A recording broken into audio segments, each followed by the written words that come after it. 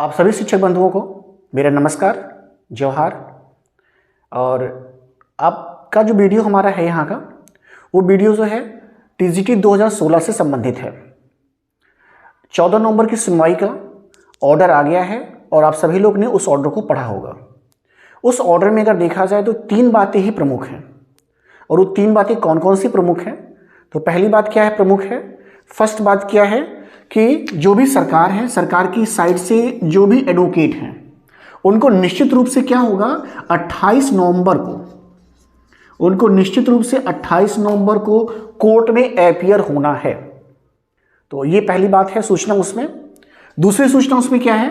दूसरी सूचना उसमें यह है कि यथास्थिति बनाए रखनी है। आज की जो प्रेजेंट टाइम में, यानी जो स्थिति 14 नवंबर की है, जो स्थिति 14 नवंबर की है, उस स्थिति को बना के रखना है। इसका बिल्कुल ये मतलब नहीं है कि प्रोसेस को रोकना है। बहुत ही भ्रम है आप लोगों में, बहुत ही भ्रम की स्थिति पैदा की जा रही है कि नहीं प्रोसेस को रोक दिया गया। बिल्कुल नहीं रोका गया है। यथास्थिति का मतलब है कि डीबी का जो कार्यक्रम है वो चलता रहेगा, लेकिन हाँ, इसके आगे कुछ नया नहीं हो सकता है। जैसे कई बार होता क्या है कि भाई कोई दूसरा रिक्रूटमेंट मान लीजिए हो रहा है, तो डीबी के बाद वो रिजल्ट भी निकाल दिए, हो भी गया 15 दिन के अंदर, तो वो जाके पहुंचेंगे, कहेंगे साहब ऐसा कि 15 दिन के अंदर हमने सब कुछ काम कर दिया।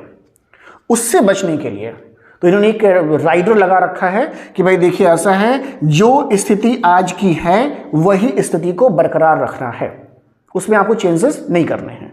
और तीसरी खास बात क्या बोली गई है? तीसरी खास बात यह बोली गई है कि जो भी आपने अवमानना का केस दायर किया है, और जो केस होगा आपने सचिव के लिए किया होगा कि ये जो है कोर्ट के आदेश का पालन नहीं कर रहे हैं, ऐसा ही होता है। तो इस बार जो 28 को डेट लगी है, उसमें इनको फिजिकली प्रेजेंट होने से छूट मिली हुई है। मतलब ये केवल अपने एडवोकेट के माध्यम से ही अपनी बात को रख सकते हैं। ऐसा नहीं है कि सचिव महोदय लोग को आना पड़ेगा। तो ये 3 मुख्य बातें जो हैं वहां पर इस ऑर्डर में दिया गया है। साथ ही साथ 28 नवंबर को जो हियरिंग होने वाली है, उससे संबंधित मैं 2 से 3 पॉइंट्स आपके समक्ष रखने वाला हूं, और अगर आपको समझ में आती है तो इस पर भी वर्क करेंगे तो आपको अच्छे रिजल्ट्स मिल सकते हैं। एक बात और है कि मैं जो भी चीज़ें आपको बता रहा हूँ आपके बेनिफिट में बताता हूँ, पॉजिटिव वे में बताता हूँ। ऐसा बिल्कुल नहीं है कि मैं इसमें आपको कुछ अलग से बताता हूँ या अपने मन से जोड़ के बताता हूँ। ये पॉसिबिलिटी हो सकती है, ऐसा मैं कहता हूँ कि अगर ये पॉसिबिलिटी होगी तो आप इसके लिए क्या करिए, आप पहले से तैयार रहें। अब जो आपका ये रिजल्ट है फाइनल स्टेज में है, सब कुछ बन चुका है, और इस समय अगर आप थोड़ी सी भी लापरवाही करेंगे तो फिर चूक जाएंगे। तो इतने सालों तक आपने इंतजार किया, 6 साल तक आप लोग इंतजार किए हुए हैं, तो बस मेरा ये है कि आपको कुछ ना कुछ मिल जाए और मैक्सिमम झारखंडी युवाओं का भला हो जाए। और इस वीडियो को बनाने का कोई और पर्पज़ नहीं रहता है, आपको बस थोड़ा सा विजिलेंट करने का कोशिश रहता है कि आप अपने जो भी कहीं कुछ मिस हो रहा है, तो अगर आपने इसकी तैयारी की है तो बहुत अच्छी बात है, लेकिन अगर कहीं कुछ मिस हो रहा है और अगर आपने उस पर ध्यान नहीं दिया है तो उस पर ध्यान दे दीजिए। और इसका कोई दूसरा मतलब नहीं है। मैं भी पेपर की कटिंग पढ़ के सुना सकता हूँ, केवल ऑर्डर कॉपी सुना सकता हूँ, लेकिन मैं थोड़ा सा आगे बढ़ के बताता हूँ कि ऐसा भी हो सकता है, और अगर ऐसा होगा तो आप क्या करोगे उस समय। क्योंकि अब देखिए 28 नवंबर का जो हियरिंग लगी हुई है, ये 28 नवंबर आपके लिए कंटेम्प्ट की दूसरी डेट है, लेकिन सरकार के लिए पहली डेट ही है। यानी सरकार को अभी भी मौका मिलने की पूरी संभावना है। यानी 28 तारीख को ये जो आप देख रहे हैं, इसमें अभी भी एक मौका सरकार को मिल जाएगा। यानी एक डेट अभी भी एक्सटेंड करने वाली है, क्योंकि अभी भी कुछ बातें ऐसी हैं जो एडवोकेट नहीं बता पाएंगे, या आपके द्वारा वकील के पूछा जाएगा या कोर्ट के द्वारा पूछा जाएगा, तो हो सके उसका जवाब ना दे पाए। तो उसके लिए नेक्स्ट जो होगा 15 दिन के बाद आपको फिर से डेट मिल जाएगी। और दिसंबर के महीने में फिर से विंटर वेकेशंस भी हैं, तो इस बात को थोड़ा सा विजिलेंट होना पड़ेगा कि अगर डेट फर्दर एक्सटेंड करती है तो ये आपका 2nd वीक चला जाएगा दिसंबर का, और आई थिंक 1 वीक और होगा, 3rd वीक होगा एंड 4th वीक में समर वेकेशन होना है, विंटर वेकेशन होना चाहिए। तो इस बात को भी ध्यान में रख के करना होगा कि अगर एक डेट से अगर एक और डेट कहीं एक्सटेंड होगी तो बहुत दिक्कत आएगी, तो ये फिर नए साल में पूरा चला जाएगा मामला। तो कोशिश यही होना है कि 28 नवंबर तक ये सब बाइंड अप हो जाए और इसमें कुछ रह ना जाए। तो पहली बात ये है कि 28 नवंबर तक ही पूरा फोकस करेंगे हम लोग। जितने भी लोग जुड़े हुए हैं केस से, जितने भी लोग देख रहे हैं, जितने भी शिक्षक बंधु जुड़े हैं, तो कोशिश करें 28 नवंबर या एक डेट और हो तो ठीक है, इससे ज़्यादा ना जाने, तो अदरवाइज ये बहुत लंबा खींच जाएगा। तो मुझे लग रहा है कि 28 से एक डेट और मिलेगा, हो जाना चाहिए। 28 को अगर हो जाए तो बहुत अच्छी बात है। एक दो सबसे पहली बात है, जो सबसे इंपॉर्टेंट बात मुझे समझ में आ रही है यहाँ पे, कि अगर 28 तारीख को इस संबंध में सुनवाई हो रही है, तो जैसा कि आपके द्वारा है कि जो आदेश आया है आपके फेवर में आदेश है सारे, और जो लास्ट सेलेक्टेड कैंडिडेट्स के लिए है, क्या है कि भाई जो भी लास्ट सेलेक्टेड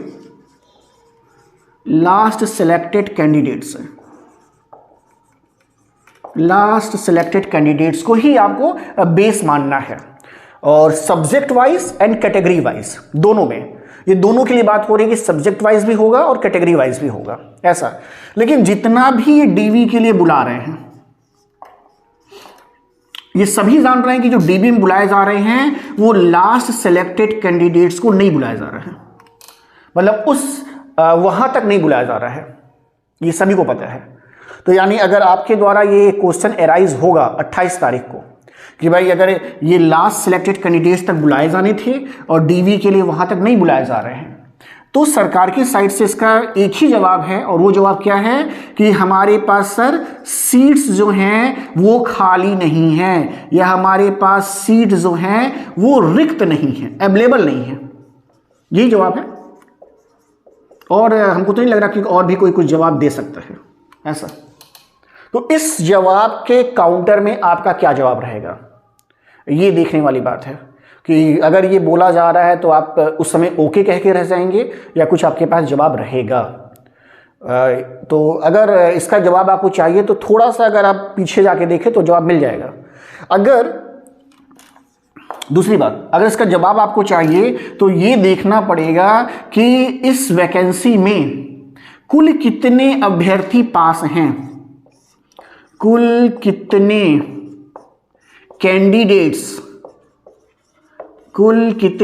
कैंडिडेट्स जो हैं वो पास हैं। सब्जेक्ट वाइज की आवश्यकता हमें नहीं पड़ रही है, हम सब्जेक्ट वाइज से बात ही नहीं कर रहे हैं, ना कैटेगरी की बात कर रहे हैं। हम कह रहे हैं भाई कुल कितने कैंडिडेट्स पास हैं, और इसका ब्यौरा आपको वैसे नहीं मिल पाएगा भाई। अगर आप सीधे ये RTI फाइल करेंगे तो फिर कॉन्फिडेंशियल की कैटेगरी में आएगा, तो कॉन्फिडेंशियल की कैटेगरी में आने से आपको नहीं मिल पाएगा ऐसा। और अभी तक आपने इसको मांगा भी नहीं है। बहुत से शिक्षार्थी, बहुत से अभ्यर्थी कहेंगे सर 50,000 लोग पास हैं, 1 लाख लोग पास हैं, लेकिन एक्चुअल डाटा क्या है ये भी अपने पास नहीं है।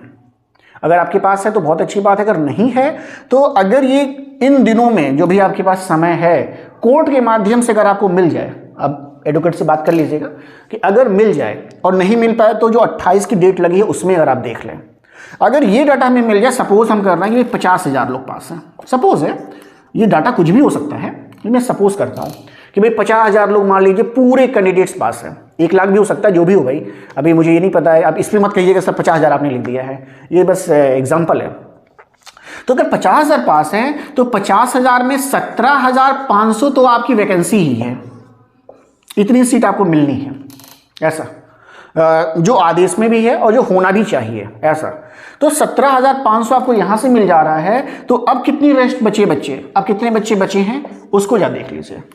तो अगर यहां से हम 17,500 को माइनस यहां पे कर रहे हैं 50,000 में, तो ये हो जा रहे हैं लगभग, कितने हो जा रहे हैं, ये हो जा रहे हैं आपके 32,500 के आसपास, 33 और हाँ 32,500 इसके आसपास हो जा रहे हैं। सब एक डाटा है सिंपल कि भाई 32,500 के आसपास हो बच्चे बच जा रहे हैं। ओके, अब लेकिन देखिए इस समय जो प्रेजेंट टाइम चल रहा है, जो प्रेजेंट सिनेरियो है, प्रेजेंट सिनेरियो में लगभग एक मोटा माने 40% बच्चे एब्सेंट चल रहे हैं, 35 से 40% बच्चे एब्सेंट हैं, डिफरेंट जगहों पे हो गया है, 6 साल पुरानी वैकेंसी है। तो मान के चलिए, रफली मान के चलिए भाई 35 से 40% एब्सेंट है। तो अगर इस 32,500 का आपको निकाल के देखें 40% कितना हो रहा है, तो मोटी मोटा अगर आप देखेंगे तो 3 चौके 12, यानी लगभग 12,000 और भी आएगा। हम 3,000 का मल्टीप्लाई कर लिए हैं, तो यानी 12,000 और कम हो जा रहे हैं बच्चे यहाँ से कैंडिडेट्स। और 12,000 अगर यहाँ से और कैंडिडेट्स कम हो जा रहे हैं, तो अब जरा सीट देखिए, ये सीट कितनी हो जा रही है, अब ये 20,000 हो गई है ऐसा। तो यानी एक्चुअल प्रैक्टिस में कितनी सीट्स की आवश्यकता है? एक्चुअल प्रैक्टिस में 20,000 सीट्स की आवश्यकता पड़ रही है। अभी डाटा जो भी हो, बहुत ज़्यादा होगा तब तो देखी जाएगी बात, लेकिन अगर ऐसा कहीं है तो लगभग 20,000 की आवश्यकता पड़ रही है। और एक बात और देखिए यहाँ पे, जब सुप्रीम कोर्ट में सुनवाई चल रही थी तो सरकार के द्वारा ये बताया गया था कि इनके पास सीट्स खाली हैं। अब ये देखिए कि सीट्स खाली होने का मतलब इन्होंने क्या दिया है। उन्होंने सरकार की साइड से एक शपथ पत्र दिया गया होगा, एफिडेविट दिया गया होगा। अगर वो कॉपी आपके पास है तो एक बार उसमें जरूर आप देखें कि वो सीट की संख्या क्या दी गई है। ऐसे ही लिख दिया गया कि बहुत ज़्यादा सीट खाली है, या उसमें कुछ नंबर दिए गए हैं कि हमारे पास इतनी सीट खाली है। अगर वो भी आपके पास होगा तो वो भी आपका एक आपके फेवर में रहेगा कि इतनी सीट जो है सरकार के द्वारा शपथ पत्र के फॉर्म में दिया गया है और हमको तो बस इतना ही सीट चाहिए। तो अगर सरकार कहती है कि नहीं मेरे पास सीट रिक्त नहीं है, तो आप वहाँ से भी कह सकते हैं, उसको कोरिलेट करके भी बता सकते हैं कि भाई देखिए सीट तो 20,000 चाहिए और आपने इतना सीट बताया था खाली है। अब एक बात यहाँ पे कंफ्यूजिंग है कि वो जो रिक्त सीट दी गई है वो इस वैकेंसी का रिक्त सीट दिए गए हैं या ओवरऑल दिया गया कि पूरे स्टेट में इतना सीट खाली है। ये भी कंफर्म कर लीजिएगा कि जिससे बात रखने में आपको सहायता मिल जाए कि जो ओवरऑल सीट खाली बताई गई है कि मान लीजिए 17,500 की वैकेंसी थी, 17,500 की वैकेंसी थी, इस वैकेंसी में सीट खाली बोली गई है कि हमारे पास इस वैकेंसी में अभी भी 8,000 सीट खाली ये कही गई है, या ये बोला गया है कि पूरे स्टेट में जो है इतनी सीटें खाली हैं। तो इस बात को भी वहाँ पे गौर कर लेंगे। तो इसका जवाब हमारे पास उस समय होना चाहिए। आप अपने एडवोकेट के माध्यम से इस बात को रखें कि अगर ये बात कही जा रही है तो हमारे साइड से इसका काउंटर क्या होगा। काउंटर पहले से तैयार करके रखिए, काउंटर पहले से तैयार करके रखेंगे तो ये जो डेट्स आगे एक्सटेंड हो रही है वो संभावना थोड़ी कम हो जाएगी। तो मेन पर्पज़ ये था कि आप इस सीट्स को लेकर के जो स्थिति है उसको क्लियर कर लीजिए। दूसरी बात, बच्चे अभी भी परेशान हैं कि सर क्या दूसरी लिस्ट भी आएगी, उससे मेरा हो जाएगा कि नहीं हो जाएगा, मेरा 2 नंबर ही कम है, 4 नंबर ही कम है। तो जो स्थिति यहाँ पे देखने को मिल रही है, जैसे बच्चे एब्सेंट हो रहे हैं, तो बिल्कुल संभावना है कि अभी भी दूसरी लिस्ट आएगी। और अभी भी मुझे जो लग रहा है, अभी भी ये जो है सरकार जो है वो 75% ही, पूरी सीट का 75% ही डायरेक्ट रिक्रूटमेंट को मान रही है। यानी अभी भी वो 17,500 कंसीडर नहीं कर रही है, अभी भी वो 25% छोड़ के रखी है।